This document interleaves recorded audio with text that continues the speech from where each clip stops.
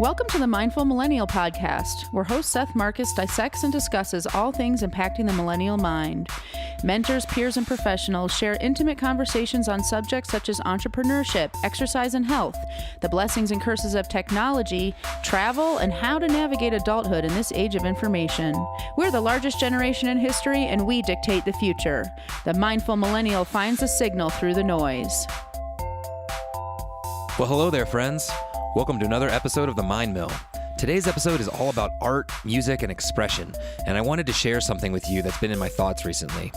This show has given me amazing opportunities to share my own story as well as connect with other passionate humans all over the world. I've met awesome new friends and been inspired countless times. The resounding theme of the show has really been that all genuine expression is art, whether it's in business, athletics, cooking, parenting, or music in this case. All art requires a bold, personal stance and action. To me, it means absorbing from your inspirations and experiences, formulating your own passions, and boldly pursuing those actions to make an impact in the world. It's never easy, and it's life's true challenge. It dictates our fulfillment. I notice this when I'm working on new music, a new MindMill episode, starting a new project, anything where I'm diving into the unknown. There's the ever-present fear of rejection and failure, and it can be stifling. The butterflies that swarm my whole body and want me to seek refuge in my Netflix, my Instagram, just my distraction bubble.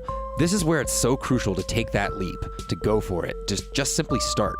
I recently heard something that was so wise, to recognize those butterfly moments as the most important moments in your life.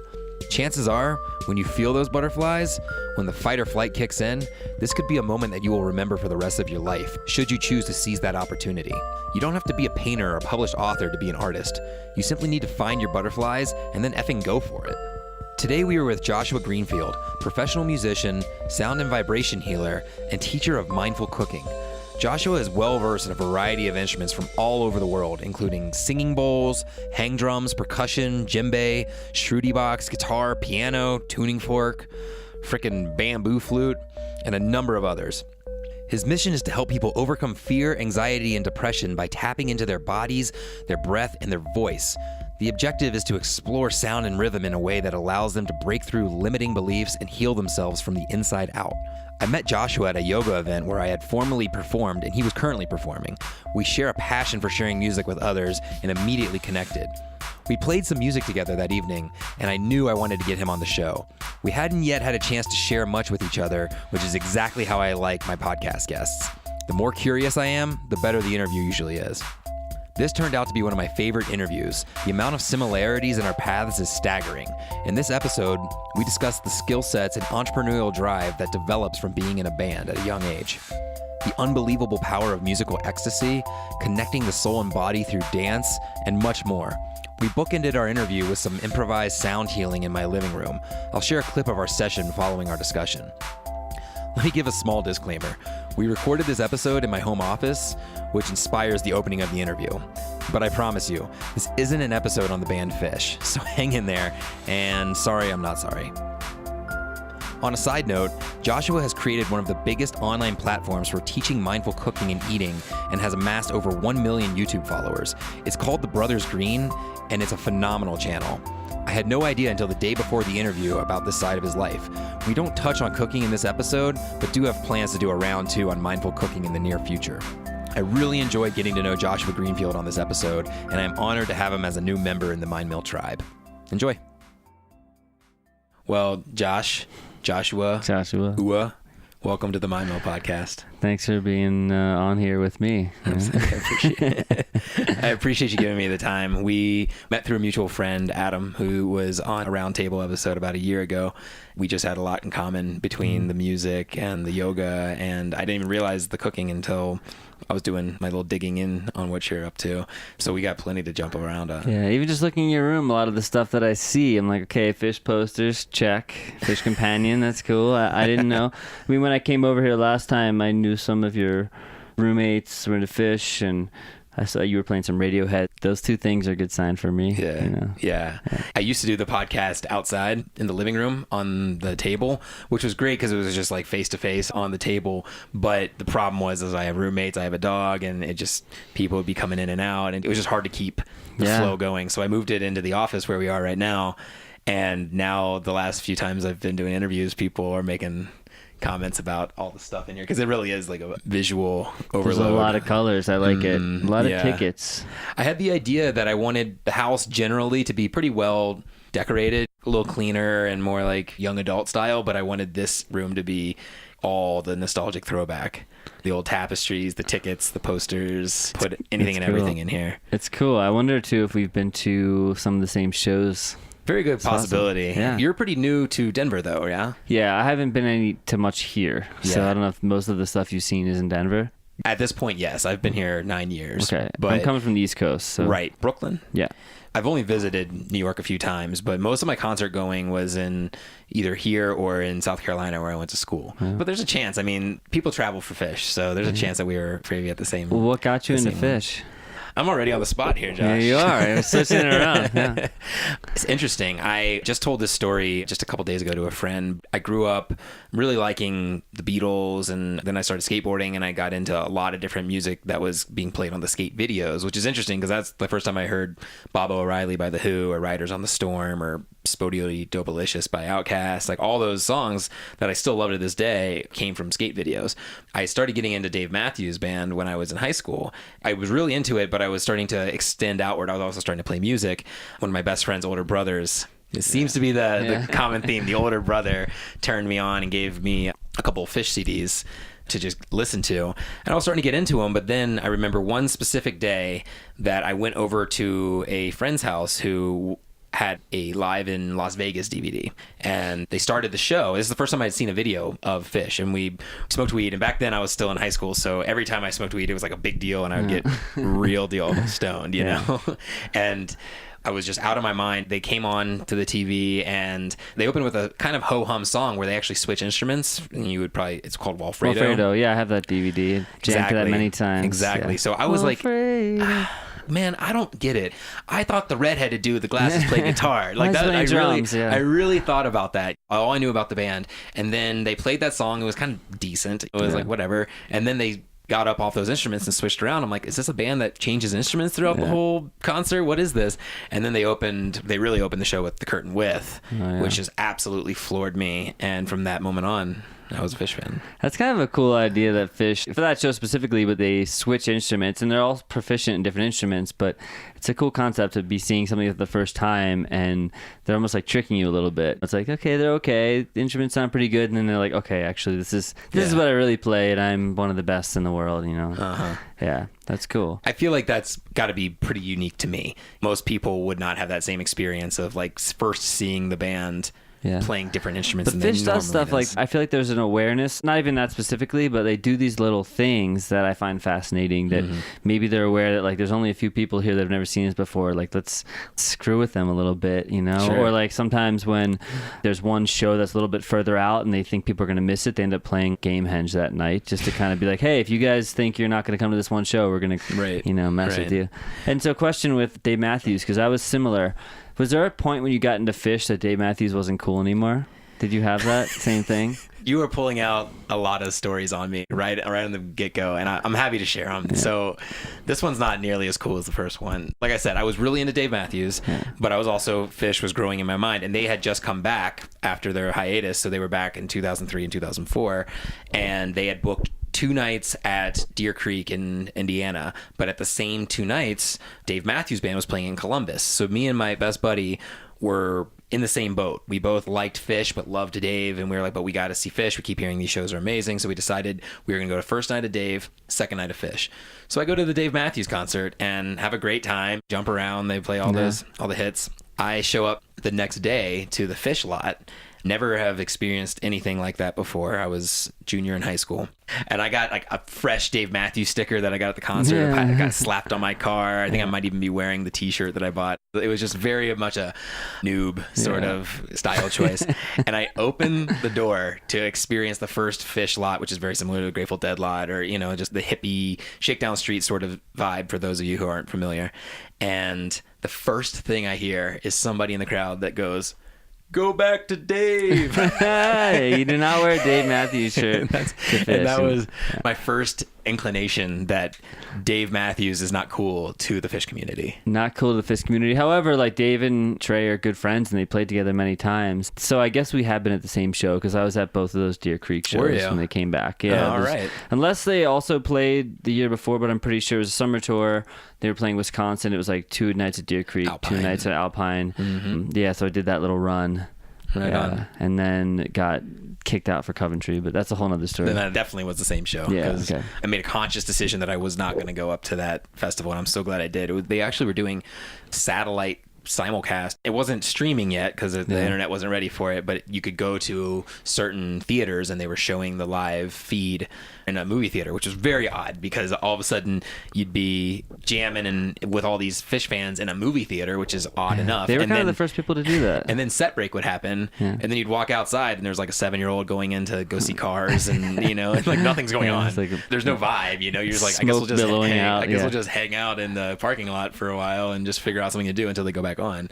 So it was 2 days up in Columbus just hanging out at a random movie theater. Yeah. That was a big pivotal moment when Phish broke up, because there was a point when they were in my life. I'm sure you know, it's like that people can't understand why they go into your car and they open up your CD collection. You have 400 CDs and they're all one band, and they're like, how do these guys have so much music? And you have to explain to them that it's live and it's all part of the thing.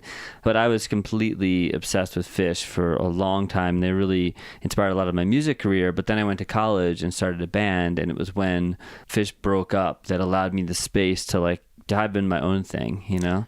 Wait, how old are you, Joshua? I'm 33. Okay. How old are you? I'm 31. Okay. So yeah. I feel like we have very, very similar upbringings and kind of a musical path, because it wasn't only that band broke up and then you were kind of like, well, now who do we get into, sort of, but it also gave you a chance to get into your own musical voice. But on the other side of it, Phish's influence is so vast that once I kind of got a little sick of listening to so many Phish shows, it was like, well, what are the Talking Heads all about? Yeah. What's Velvet Underground all about? Or maybe I will give the Grateful Dead a serious listen. And like all these influences that influenced my favorite band, I started jumping into those directions. And by the end of college, my musical tastes were completely different than they were when I first got there. And I blame the band.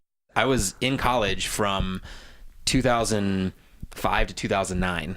Which is almost exactly when they were not Where'd you go to touring. school? I went to Clemson University in South Carolina. Okay. So I'm kind of thankful for it, because when I first started going there, I was such a big fan that there's a good chance I may have dropped out of class and gone on tour like a lot of people did in the 90s. And ironically, in 2009, they announced that they were coming back, and I remember specifically it being a game day, which is a very serious event at Clemson and a lot of colleges, but everybody was out tailgating and doing their thing, and I was in the computer lab with 20 computers open, all registered, waiting for the ticket ordering window to open. And as soon as that clock hit 10 o'clock, I just ran down the line, just clicked submit, and I ended up getting 2 tickets to the first night back in 2009. Where was that? Hampton, Virginia. They opened with that Fluffhead, which they hadn't played in forever. It was a yeah, okay. big deal for Phish fans. I also feel like if our listeners are not Phish fans, then we have like, well, yeah. They're like, them on this episode. Yeah. No, but it's fun to talk about because the influence thing is so big. And I know you wanted to talk about sound healing, and a lot of it honestly started there with Phish. And thinking about it, the band that I started in college, I'm very thankful that they were not into Phish, because otherwise we may have gone a very different direction. As much as I have a special connection with people that are into Phish and jam bands and Grateful Dead, we had such an eclectic taste in music that it allowed us to, I think, be a little more focused and actually try to write songs that were maybe a little more radio friendly, or could have a little more like whatever that is. Right. So, yeah. So tell me about this first band. How did it get together? How did it change your musical path? When I moved to college, I grew up like just kind of, I'm gonna say, a regular kid playing sports. I got into cooking. I picked up guitar, and I was playing Dave Matthews and then Phish. When I went to college, I had no idea what I wanted to do with my life, because I was diagnosed with severe ADHD as a kid, so I was on a lot of medication. So I got good grades, but I didn't really have any passions. There was nothing that I thought I was good at, but I joined the crew team just kind of randomly, and I met this guy on the crew team. We kind of hit it off. He was a musician. We moved in together sophomore year, And he was very shy, but he was an amazing musician. He could write songs. He was writing a rock opera, and all the songs to me were like brilliant. And he could play every instrument, and he could sing like multi Beach Boy harmonies. And I couldn't sing. I was tone deaf. I just loved guitar and jamming out to Phish in my room alone. But I heard this song he played, and it was kind of like influenced by the Strokes, a song called The Run, right when we moved in the first day. And something clicked in me. And I was like, this is going to be a hit song. This is my life. And it was so weird because I never could have imagined going to music, but hearing that song, and I was at school for business and marketing. So I was like, I'm going to like help you spread this. We're going to start a band, and that's going to be life. And it just took over my whole life. And from that point on, I had no other interest other than music. Everything I did, I went to school just to get by, but it was just writing songs all the time. He was an English major, so he was really creative with words. And it just completely changed my life. And it became like this cloud that was hovering over me and started bringing friends in. All of a sudden, my friends were into it. And my parents, like, for about a year, they rejected it and were afraid. And then all of a sudden, they became huge fans and just, like, shifted my whole life in this new direction. And that was how I first got into music. The band was called Greenfield, and we were probably one of the first bands really utilizing the internet. A couple guys in the band were like programmers, and so we would give out free music. And this is in like 2004. We would give out free music. We had a Pure Volume account, and we were connecting with fans, and we maybe only had 20 fans or something. They were sending us in artwork, and we were giving them songs, and a fan would say, hey, I just lost my brother to depression and suicide, and then we write a song for him. And it was just this very like interesting connection. Yeah, the online community just starting to bud. Yeah. I think about this a lot too. When I first went to school, Facebook was still only for students, and it was very stripped down as to what it is today. And we had a very similar beginnings. I met my guitar player, who ironically is actually coming tonight. Him and his wife just moved to Steamboat, and they are coming in to visit for the weekend this evening. So I'm really excited about this weekend. There's gonna be a lot of music, a lot of connection. But we met, and it almost felt it was a very similar story. He was a philosophy major, very good, strong writer, guitarist, and I was a business management major Really? with exactly. I know, man. I'm really glad that I was like, let's not catch up at all. Let's get on and figure this out on the air, because I had a feeling that we would have a lot in common. And we just started playing together, and he had kind of a little bit more of a compositional guitar piece that had some funky parts, some little awkward, some really classical driven stuff, and we just started stripping it down part by part, and we just did it with guitar and bass. Eventually we found a drummer, and we were just a little jam trio. We wrote a lot of original stuff. Some of it was longer. We were very much into being a jam band at the time. We wanted to be the jam band in the scene. And if people liked that type of music, then our bar, our venue, our party would be completely full. It wasn't until towards the end that we really started writing some of our strongest songs, more radio-friendly type things. And unfortunately, at that point, that was when people started graduating, people started moving on in their lives, and it kind of disintegrated. But the relationship and the love and drive to be in a successful music, both emotionally and business-wise, was set. That seed had been planted. Well, it's a very special connection that you have. I was living with Tim. We were best friends. We were both in this band together, and we had a drummer we lived with, and we got two guys, a bass player, another guitar player, so we kind of became this 5-piece. It was a very tight brotherhood that I had never experienced before, even though we're all very different, and I was bringing in kind of the jam and the improv side, and some people were bringing in like the promotional side and the creative and all these different things. There was this very special bond that I had never experienced, and it completely shifted my life because I saw the potential of what it could be. And I grew up loving music. Whenever as a kid, I'd hear music, and I would always be the craziest dancer. And I used to go to bar mitzvahs, and people would try to hire me to like dance for their bar mitzvah just because I loved dancing. Just to get the crowd involved. Yeah, like I just like loved, like I was shameless when it came to music. I would always be dancing alone and be going crazy and wild. And I was able to transport that into the stage. So even though I felt like maybe skill-wise, I was probably the weakest player in the band and had the weakest voice, at least for many years until I kind of trained myself out of that, I could get everybody going. So that was like my goal every show was no matter who's in the crowd, especially when we moved to New York and you're kind of standing, a lot of hipsters are there, cross-armed, a lot of critics. Just critics like watching. Yeah. I would just stare people down and smile and be so weird, and I would embarrass myself so they felt comfortable. And I love getting people to dance and sing and play, and it was just... To me, music is all about that connection that you bring with people. That's why I related so much to Phish, because like you're connected to something bigger than yourself. It doesn't matter whether you're high or drunk or sober or tripping. To me, you always end up at the same place through the music. I also think that there's something so freeing about someone who's so vulnerable, strength and vulnerability. Yeah. It's something that a lot of us struggle with, taking chances, stepping outside of the comfort zone. It sounds like it's something that you were lucky enough to have in your genetic code from even the beginnings, to have a desire to make other people included by your own risk taking, and doing it through dance and music where there really is no real harm. If you're trying to get everybody to bungee jump, so you're the first one to bungee jump and it wasn't hitched right, that's a big problem. But like if you take chances with music or at dance, worst that's going to happen is you may get a few laughs, you may get a little bit of judgment, but you just shake it off and keep going, you know? I also found that was when I was most alive. Even after shows, we play these shows, and we got to the point where we were selling out big venues in Brooklyn, and we were getting like a music license on TV shows and doing stuff with the producer at Atlantic Records. So we never got to that level of making a lot of money. Usually the money was coming right back into the band, but we were starting to get pretty well known in Brooklyn. We were together for 10 years, and it was like very solid, releasing music all the time and all these things. Cool. But I just found that for me, throughout that whole process, what I realized was trying to write a hit song, trying to have a hit record, trying to be all these dreams that I had initially from music, being a rock star, sex, drugs, rock and roll, traveling the world, like they weren't interesting anymore. What I really loved about music was the connection and was the music. And I saw that I could be a vehicle for that. And all the other stuff was kind of like ego based. So we'd play a show and people want to talk about the music after. Whatever you just experienced, that was the absolute most I could give to anyone. Anything I say after the fact is probably going to lessen the experience, because words can't even express what just happened, you know? 100%. And I would feel so alive, and I'd feel like, okay, this is me.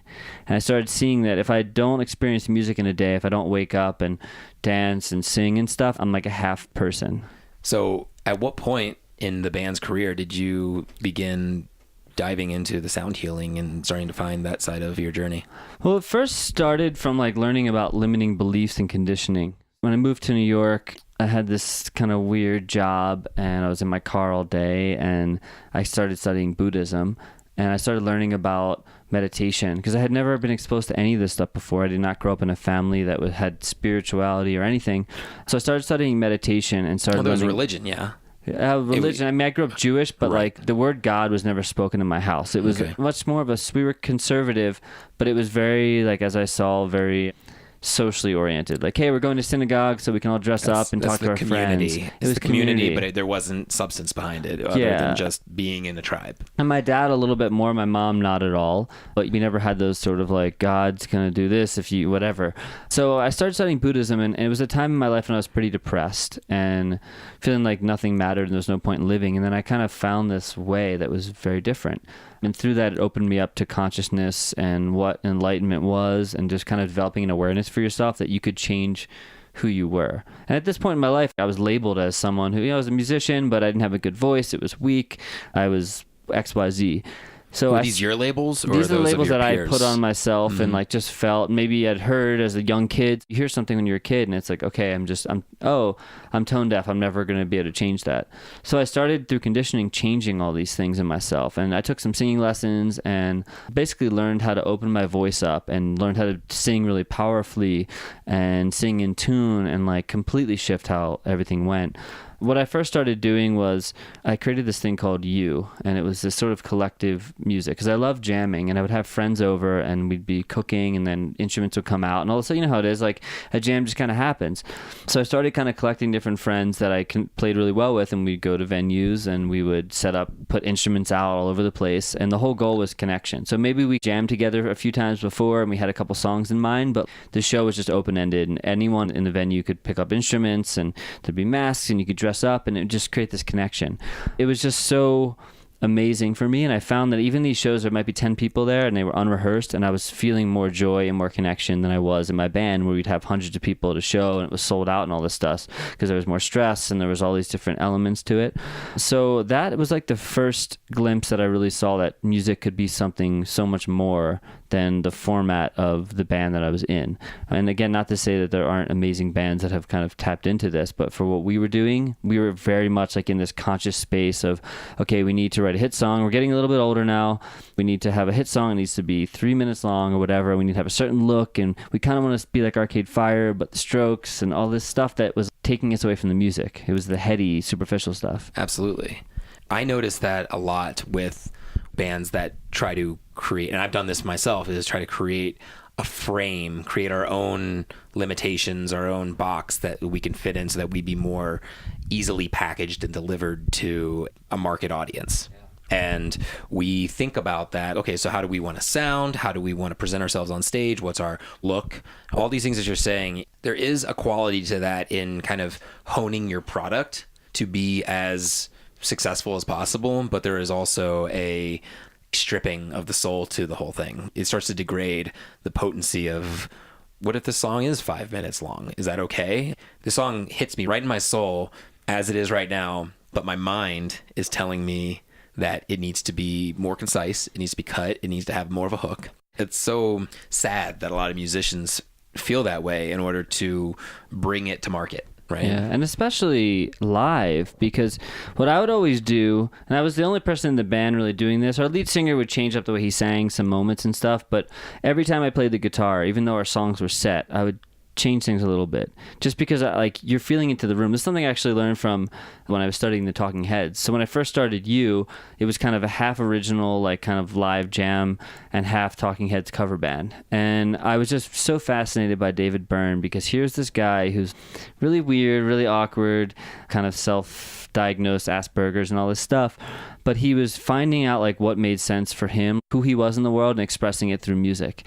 And I love like a lot of the older Talking Heads, but when I really got into them was when they started studying more like Afro rhythms and Afro-Cuban and different types of African music. I started to really feel channeled by that music. And one of the big things that really got me into sound healing, before even singing bowls and things and tuning forks and stuff, was studying African music, going Fela Kuti in Nigeria and going to drum circles and really seeing what music was, and going back way back. Because if you look at any culture, food and music, that to me is like my life. They're kind of at the forefront of everything. When it's celebrations, rituals, they usually have one, if not two, both of those things going on, because music is what connects us to our higher selves, is what connects us to everyone.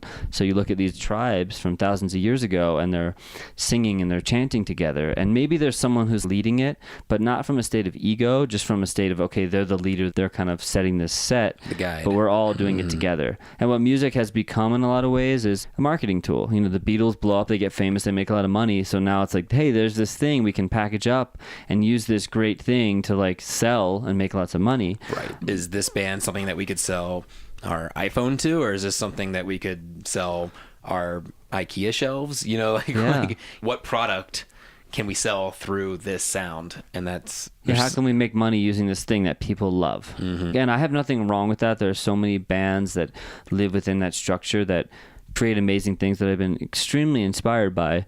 But for me, I just wasn't interested in that anymore. And so when I stepped away from the band after 10 years and was like, I just need to do music for the sake of music. And I can have these other things that financially support me and whatever, but I really want music to be as pure as possible. And that's when I started getting more into sound healing and studying.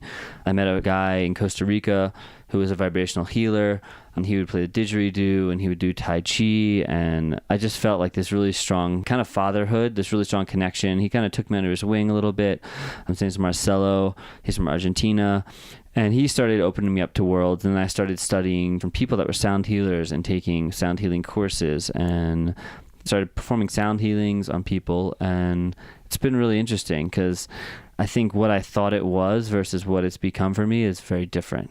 Sure. Yeah. Can you expand a little bit on that? Because I've experienced sound healing. I've experienced your sound healing. I've been in gong baths and crystal bowl ceremonies, and there's something so powerful about it, but I've never studied it. So would you mind just enlightening me on it? Well, so the first thing I'll say is that what I've been really creating recently in the world is vibrational sound medicine, because I'm not a healer any more than you are or anybody else is. We all have the ability to heal ourselves. And if you see someone as the healer, it's just like seeing someone as the guru. You're always going to feel like you're indebted to them or they're just a little bit ahead of you. But we all have the ability to be our own Buddha. And that was something I really took away from Buddhism, and that he's not a god, he's just a guy who figured it out. So we all have this innate healing ability, and sound is something that aids us in that. So there's the more technical side where you can look at different sounds relate to different chakras. like the F and the heart. So certain people will craft sound experiences where they're using certain frequencies to actually kind of help open up your heart chakra, for example. So there is that side to it. But what I personally like love about sound healing is that it's not limited to gong baths and singing bowls and chanting. There's as much healing that you can get going to a Phish concert when you're experiencing those peak states and releasing so much energy as there is lying down on your back having a gong bath. And it took me a long time to see that I was creating a separation, because for me, music is just a healing thing and it doesn't have to be in any one way. I love creating sound baths, but when I feel the most healed and when I feel like I'm healing people the most is when I'm having people dancing and we're singing and we're chanting and like stuff is just pouring out of you and releasing that maybe you're not going to experience just lying on your back. There's nothing wrong with that, but the most intense releases and healing experiences I've had have been very rhythmic and flowing and moving. Yeah. Yeah. It sounds like what it is a shared intention. When you're going to a sound healing ceremony, like the yoga class I went to that you performed at, we're going there with the intention that this is going to be a time to reflect or to purge those emotions, to do what feels right. And that can be either in a softer vibration, or it can be more of a rhythmic vibration in the form of something like an ecstatic dance, or it could be more honed. We're going to do a yoga practice that focuses on the heart chakra, and Joshua is going to provide a frequency that helps promote that opening. So it sounds like it's the intention that really harnesses what type of therapy you receive from that experience, right?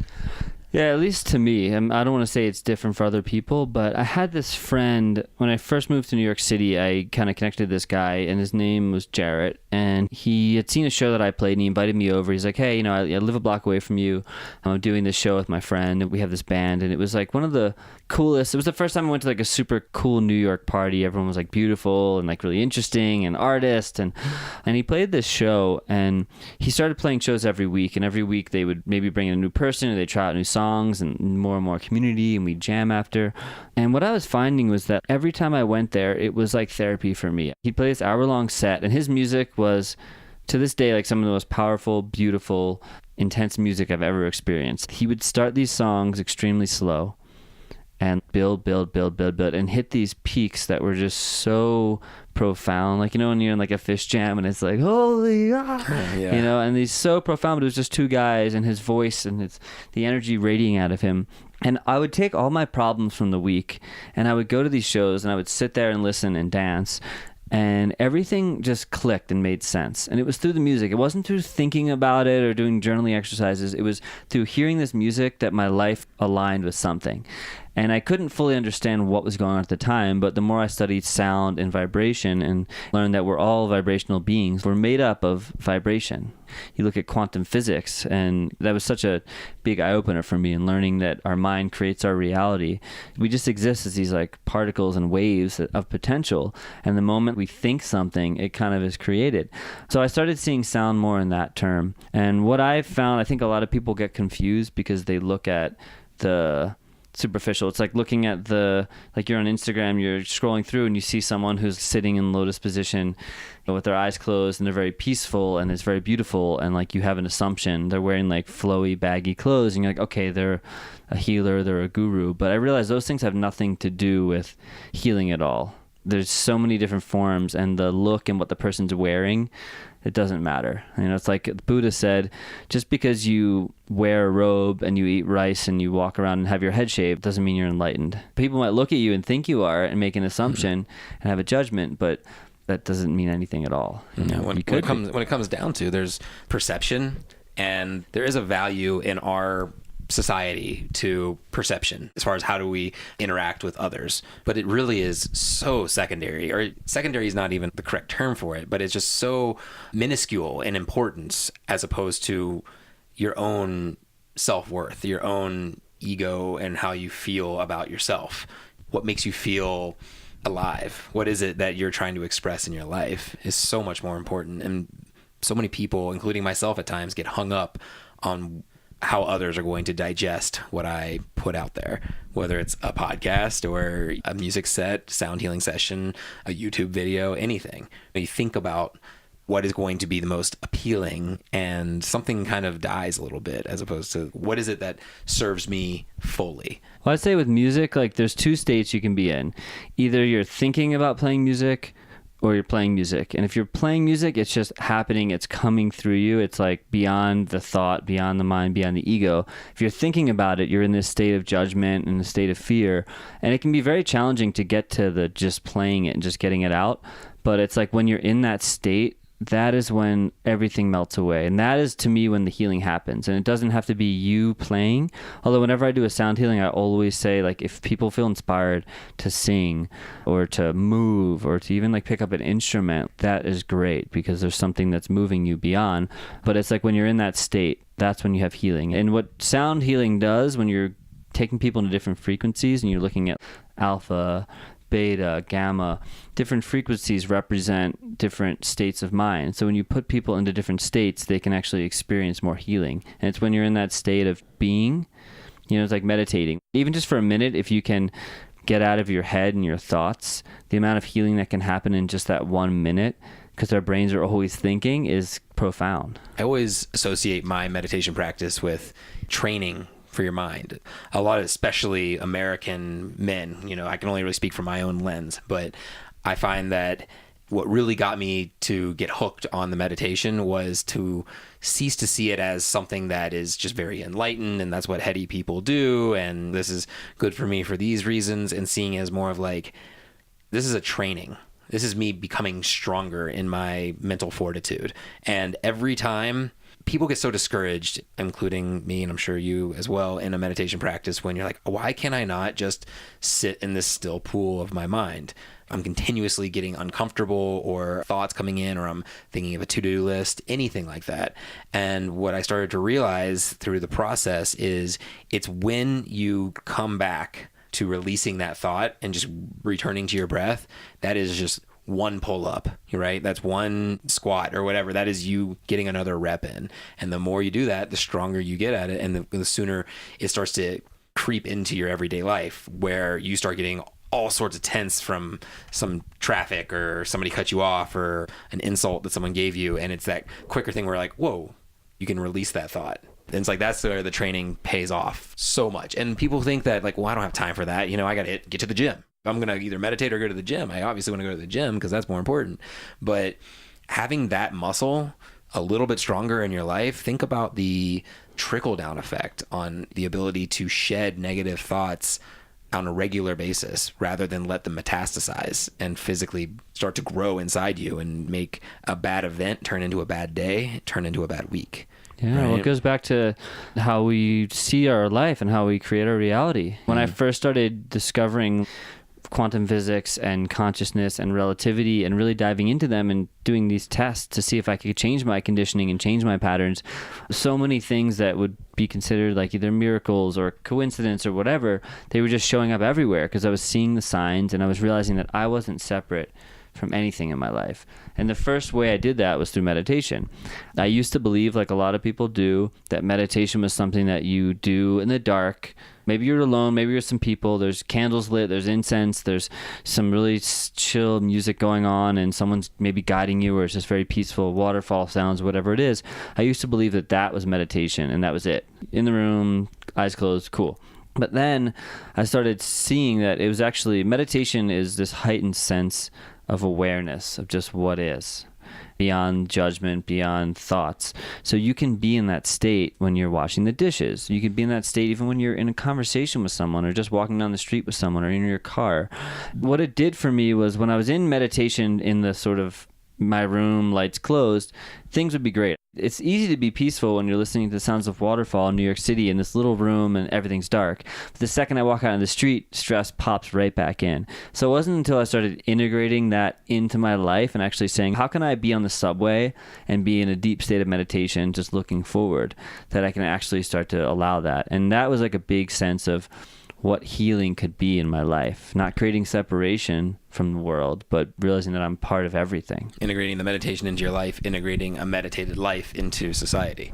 Exactly. into the chaos around you. Well, it's interesting because I found this book on Buddhism. It was called What the Buddha Taught. At the time, like, I was a little bit discouraged because I was going to some meditation classes in Buddhism, but I was seeing like this sort of, hey, we're so cool, we're Buddhists. Like, it was like trendy. These places I was going to, they were kind of like making Buddhism a trendy thing, and I was seeing that it was kind of more of a religion about reincarnation and following these specific sets of rules and being part of this community. But from a lot of the earlier texts in Buddhism that I read and practiced and studied, what I really saw was like, and what the Buddha talked about was that he actually didn't believe in the idea of a singular soul. And this is like very controversial to like what most people think about Buddhism and how they see the Buddha. But he said that if you believe that you have a singular soul, then you're going to have an ego that wants to grow that, like, this is me, I'm on this planet for XYZ, so I need to collect karma for my life. If I do good things, I have my own karma. But what that actually does is that takes you away from realizing that we're all connected. We're all a part of this great big world together. And it's interesting because science is now starting to kind of see these things through, like I said, like quantum physics and other modalities, that we're all connected together and we're all one, which is something 4,000 years ago this guy just figured out by just going out into the world and taking a hard look. Yeah, I've been digesting the 12 Rules for Life. It's just another self-help book that I listen to on Audible. And recently he was discussing, we live in this state right now where science reigns supreme. We have scientific truths, but that's fantastic that we have technology and so much revolves around what is true and what is false. But we have to try to imagine what it would be like before that, because that was the absolute majority, like the 99% of our development as a human race was before scientific truth. So what we had was emotional truth and connectivity and personality development and fight or flight. These are what we had to connect to. And experiencing a place like Machu Picchu, for example, and seeing how incredibly a primitive civilization could be so much further advanced than we are today in ways that we don't understand is so challenging to the scientific ego right now. Yeah. Right? Yeah, the scientific ego. I like the term science should be scientific ego. I think that's just take it, because I have a big gripe with science. I've been in plenty of conversations about science with people, but it does this and it does that and worry about this. And there's a lot of great advancements that come from science and some really cool things that we can do. But this blanket term science, to me, it's just kind of a new religion. It's just this thing that we believe in blindly, and it's okay when it changes. I see this all the time in food. One day, like, there's all this research that says, like, this food is good for you. And then all of a sudden a new study comes out, and now all of a sudden it's bad for you. And it reminds me of, like, I don't know if you ever read 1984, but it's like this double think thing where, like, they're changing the past and now it's okay. There's this book. Have you ever read Mind Over Medicine? No. So there's this study. But I already am interested. Yeah, it's a really interesting book. She talks about this study in the book. Maybe you've heard it elsewhere, but there was this guy who was diagnosed. He had all these tumors basically all over his body. And she was talking about the placebo effect in this instance. And this drug came out that was supposed to be able to help it. So the guy takes the drug and somehow, kind of, if by miracle magic, all the tumors shrink. But then he found out a few months later, he saw a study on TV that said that actually this drug was false. And within like a day, all the tumors just came back. Wow. And the story that goes on to say that, like, then another study came out and it was good, and then it gone, and it, like, all these things. And it just shows you how powerful the mind is. And science, even though there is a lot to offer for it, I think that it kind of confuses people, because we just trust it now. It's like, it's this new thing. We're like, okay, so this study came out.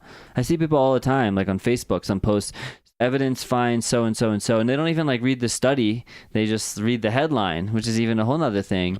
And then they believe in that. Effect of, and then they go sort of news. And they go into this world of believing that. But most of it is placebo, and most of it, like you said, if you're not advancing your emotional intelligence, it doesn't matter what things we're doing to create this society, to make things easier for us, or whatever it is, we're still human. And to go back to the music thing, like, that's what I'm fascinated by. And that's why I love music as a practice, because it's the universal language. It's something that you can connect with people that you've never spoken to. You can be at a concert.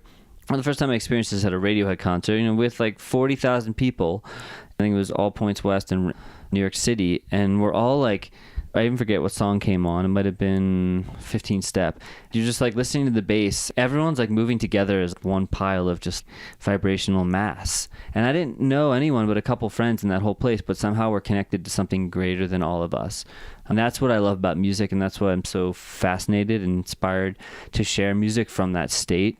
Because even though I think there's a lot of value to being in a band and doing that, what I feel really passionate about is just creating music for the sake of music and letting whatever come out and showing people that they have it inside of them. I believe it's like a God-given, a universal given thing that anyone can have. And I only feel that way because I grew up thinking I didn't have it.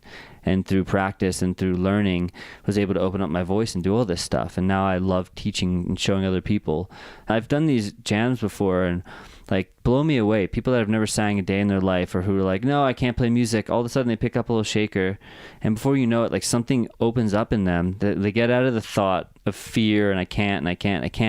And they just let the music take over. And I've played songs where I start singing and making up a song on the spot and people are like harmonizing who have never sang before. And they don't even know what they're doing, you know? It's like, what is going on? It's fascinating. It's genetics. It's our ancestors. It's what makes us up, right? We became a scientific society and we would rather focus on what little we know in science, because we admit that we are discovering new things every day. It's very fascinating to learn from the scientific method about what's going on in the deep seas with underwater drones and the power of genetics and CRISPR. And these are all amazing things, but it's still very primitive and it's a much more difficult to kind of place your finger on something that is literally intangible, which is what we can't explain, how our souls are connected, the vibrations from, and music is the best way to understand that. I wanted to ask you, I haven't talked about this with many people, but I wanted to ask you about that first ecstatic moment you found in music, whether it was listening to music, if you even remember it, or playing it, because it is something that I talk about with other musicians as being better or just more of a point of pure ecstasy or nirvana or however you want to place it than I've ever experienced in any other state, whether it's through drug use or sexuality or amusement parks or whatever, you know. It's such a powerful moment that I don't think everyone has shared, but many have. I wanted to ask you about your first time. My first time, pop the cherry, music cherry. I mean, I guess there's two parts to that. The very first time I remember experiencing music in the way that I like feel it now, I was 7 years old. My parents were having, like, their friends invited them over to some big friend gathering. My dad's friend who owned the home, she was in this cover band. And I don't know, I was just fascinated by music. And she was like, oh, you know, you're into music. And she kind of brought me into this garage. And none of the other kids got brought into the garage for some reason. She brought me to the garage and there was instruments everywhere. These guys and this woman, they were playing, kind of messing around. And this guy sat me on his lap and just he put the bass kind of on my lap and like on him. They started playing and he told me just to pluck one note. And here I am, this 7-year-old kid who's never played music before. I don't talk to parents or whatever. And I started playing and just felt this state of knowing like, oh my God, here I am as a kid who can't communicate with anyone in this room. But through this note, I'm part of it. I'm all part of this experience. And that was the very first time. It took me many years to get into guitar, with a couple of times quitting and stuff. But that was the very first time where I felt like music was something so profound. And then in terms of having the more like ecstatic moment, man, the easy answer was before I ever played with anyone, I was just jamming out to Phish because I had a friend of ours, my dad's friend who was a musician. He was like, if you want to get good at guitar, just play along to music. So he just put on a Grateful Dead record. And he was a guy who could he worked for Fender, but he could sit in with any Grateful Dead cover band on bass and just, without practicing, play the whole set with them. He was just like, boom. So he's like, just play along. So I started playing and I would get the Vegas live Phish show and I'd sit in my parents' basement, had a big screen TV and I would just jam out. And the first time I ever played with people, it was this drummer and bass player. and we're jamming out and like going through these songs and making changes and making stuff up and all just kind of in this full connection. And after, they were like, that was really great. Have you been playing with people for a long time? And I was like, no, this is my first time. And they were kind of shocked that I could do that. But I realized just through playing with Phish and having that experience, I could just blend right in. Yeah. Shit, man. I was going to tell you my story, but it would just be duplicating. It's basically the same thing. Yeah. That's amazing. No, almost identical. I didn't have the experience as a child like you did, although both my parents were musicians growing up, especially my father. I was getting into the bass. I was playing my friend's terrible Squire bass because my dad was like, I will get you an instrument when you prove to me that you are in it. You can do it, yeah. You know, like you've got to be committed. You don't have to be good. You just have to be committed. And so I was playing all the time. And once again, I was learning Dave Matthews bass lines. And then I was like, well, this is also pocket. I want to learn why this 12-minute Phish song, how does this still keep people interested, right? Yeah. Why is it? What is the common thread? Which is music theory, essentially, right? So I believe I started with Mike's song. And I was like, okay, so this note seems to be the resounding yes, being the root note. And then, you know, what's a safe play? And that's how I found the fifth, right? Yeah. And it just grew from there. I didn't really have too much very minimal jamming experience in high school. But then once I got to college and I met Jai, who I'm seeing later today, very excited, we started playing. And I wish I could say I remember the exact date, but we just started to reach these levels of shared communication in music where we would just keep letting it go. We would just keep pushing the envelope and literally talking with our ears. As soon as someone tried to get too pushy, things would get weird. But when you kind of surrender and let the path of the music just kind of take you, you start to get places that you don't know where it's leading, you don't know where it's been, and you're just kind of completely present. And there's been these moments where I just feel like I'm being elevated inside of a jam. And I remember just so many times feeling that way in that band. It was very much through musical improvisation is where I found it, not necessarily in songwriting, although I know plenty of people feel that way too. I do remember once I had found that feeling of musical ecstasy, I started searching for it and wanting it more often. And I remember finding it in re-listening to the Beatles. Something about the Beatles that, I mean, it's so typical to love the Beatles, but it doesn't get much more stereotypical as far as for a musician. But what I love about the Beatles is that I can listen to the Beatles in different times in my life and appreciate completely different parts of each song. Whether it's being really into bass playing and just listening to Paul McCartney, obviously the harmonies from the Beatles. I got very much into what George Martin was doing with all of his production and the arrangements behind the songs, realizing how strong those were. And so each of these, re-listening to the full Beatles discography, I would find different things that made me fall in love with them that much more. I listened to that anthology because our lead singer was super into the Beatles, and so he had the DVD anthology that just like had basically everything they've ever done and alternate takes and all the videos and stuff. And it was an amount of stuff they put out in such a short amount of time. 7 years. Yeah. It was fascinating. But yeah, I totally hear you on that. It's cool to hear you're talking about the musical ecstasy, because that really is, that place is such a special place. And to be in that experience, like I can get to that place and then go out in the freezing cold in shorts and not feel cold. Literally, it's like that powerful, especially after performing a show. There's this sort of invincible feeling in nature of myself where, like I said, I feel like whole and complete. The music is like my language to get there. And I think some people might use drugs, and I've seen that the drug thing can be like the shortcut in some ways to get there. But sometimes it can like help, and other times it can go not so well, which is why I recently retired from drugs. It takes you to this place, and once you're there, it's like that present. And I think what it is really getting into your vibrational being and getting out of your head. When you're in your head, you're living in the future, you're living in the past. You're not being in like what is now, what is present, because something else is taking you partially to another place. And I think living in the world we live in now, I still do this all the time. Like I'm on my computer, I'm on my phone, I'm checking Facebook and responding to this YouTube comment, and then I'm like talking to my wife. You're in a million places, but music is the one thing that allows me to be just where I am and feeling that feeling. There's also something that is wonderful about that experience. that expands so much further than recorded history. How many humans have experienced that musical ecstasy in their life? I think about that when I'm sitting around a fire as well.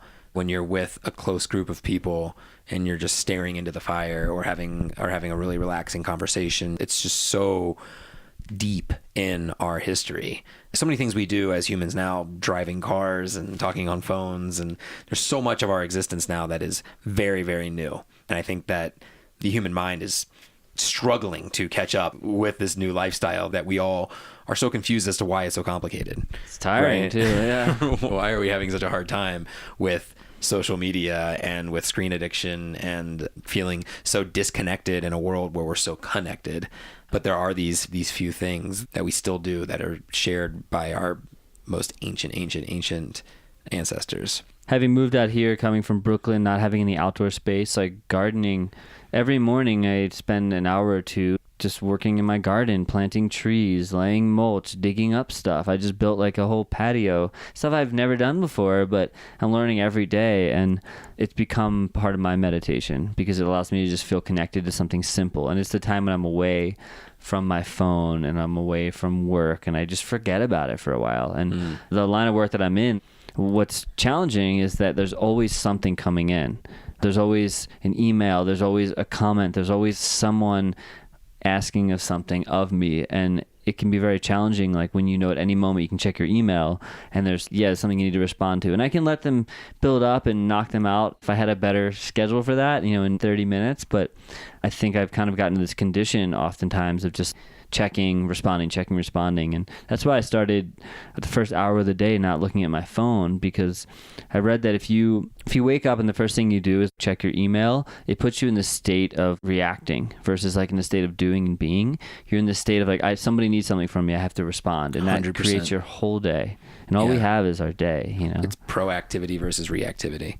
Yeah. Something that I still work on every day, but it's something I started taking seriously about 2 years ago was the morning routine, and that involves avoiding screens. I still struggle, especially with my phone still being my alarm clock, as you turn off your alarm and you see whatever your phone has to offer at that time. Okay. Right. God knows what, But I couldn't agree with you more. The times that I am separated from my phone, it makes me appreciate my phone time as well as appreciate my away time so much more, because it is such a fantastic tool. What you can do with a machine in your pocket, it far exceeds what the greatest pharaoh in all of Egypt could ever have done.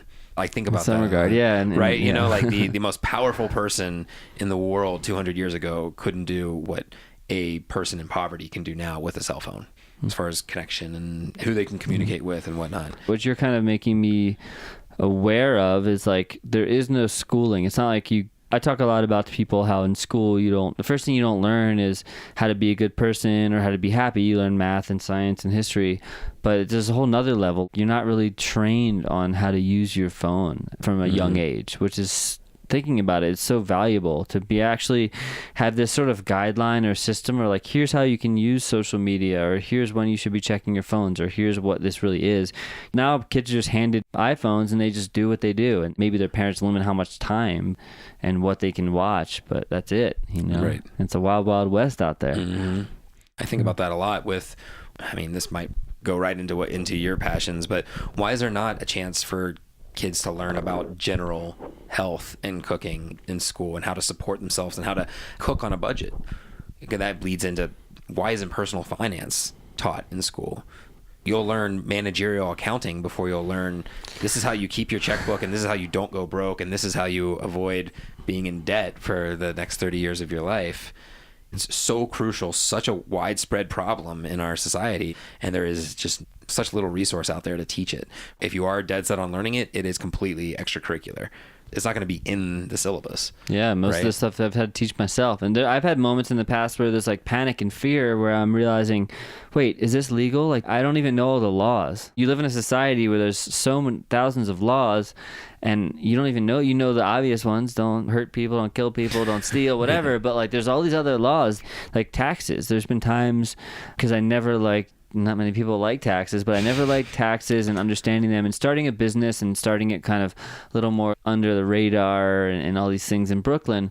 There were times when I'd be afraid, am I screwing up right now? Like, am I setting myself up for audit? Yeah, or whatever? And I don't know. And, you know, and now I have a lawyer or an accountant and everything's cool, but there were years where it's this fear of, I'm being a good human, I'm just providing food for people or playing music, whatever, but am I somehow secretly screwing myself? You know, it's fascinating.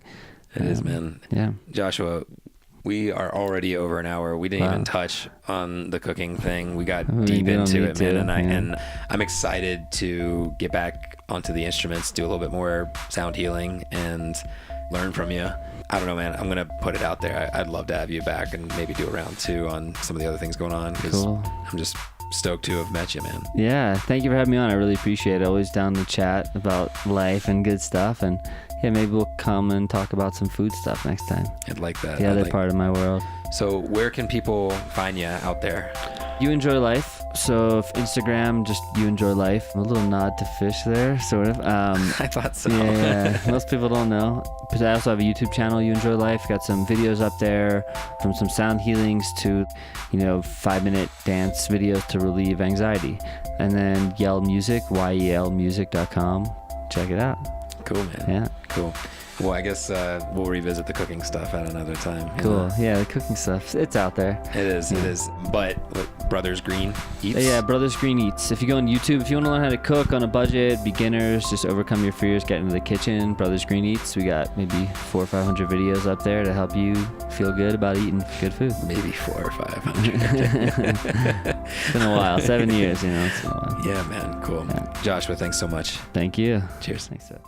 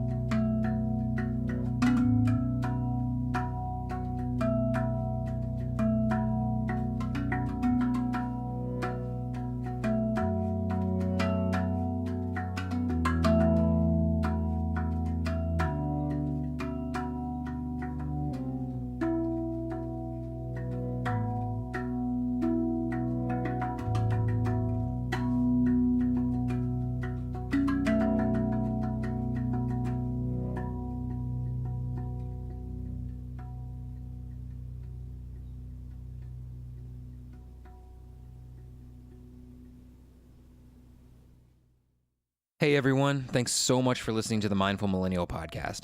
If you loved this episode, check out some of the other MindMill episodes. They're all free and available at themindmill.com and on all the major podcast platforms. Also, please take a second and leave a rating and review on Apple Podcasts. It's incredibly easy and it really is the best way to help the show. Stay tuned for more MindMill episodes coming down the line. I'll keep them interesting for you, I promise. Take it easy.